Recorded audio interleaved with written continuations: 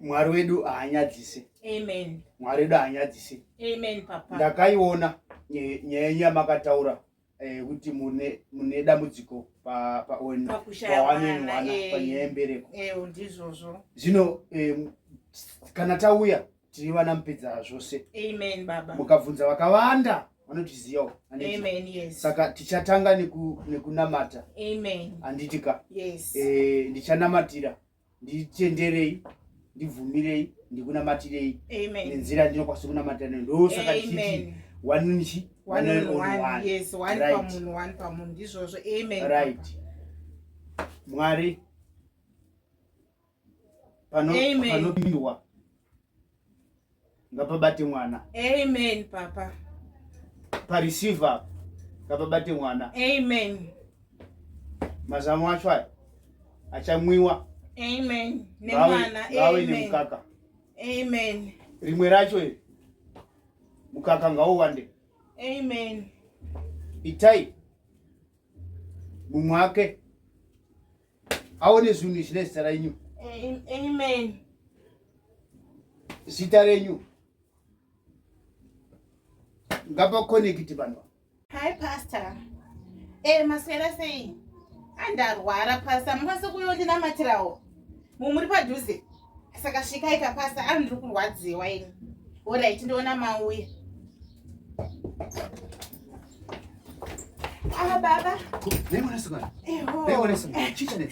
Bayo, Baba. Bayo, Pastor. Bayo, uri kundirwadza. Ndatoti ndiri padhuze ngandisvike ndiri. Magona singaiti, Baba, magona. Bayo, makadiko, Pastor. Ndiri right.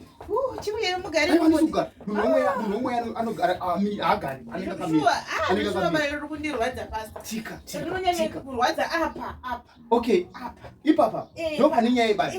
Pastor, apa. Alright, zvakanaka. Ndosaka tiripo vanhu vaMwari. Amen. Tangoti tikanzwa kuti vanhu vanetseka mudzimba tinouya in time. Chokwadi, Baba, magona maita basa, Baba, zveshuwa. Tinoda kuti tizare mumweya mati chiri kunetsa. Bayo rinonyanya nechepazasi apa. Richikwira kunobudira uku. Saka regai tichiraira mweya wako. Namatirei, Pastor. Midai tichiraira. Namatirei, Pastor, apa. Ipapa. Mwari dzimwe nguva rinomborwadza futi ukusa ikoko. Richirwadza kudai. Alright, zvakanaka. Mwari munoporesa. Itai kuti bayo ribve mukati menyama. Amen, Pastor.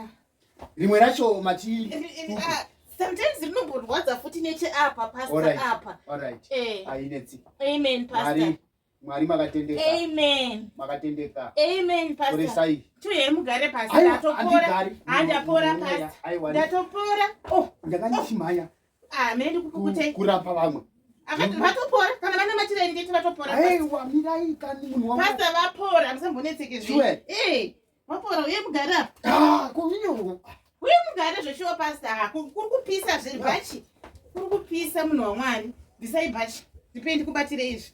Maiti zvisa. Ko mvura yekumwa munayo? Iripo mvura. Ngendi kutorere mvura, Pastor. Mvura yekumwa iripo? Iripo. Alright. Iripo mvura. Ayo, achimira. Zveshuwa.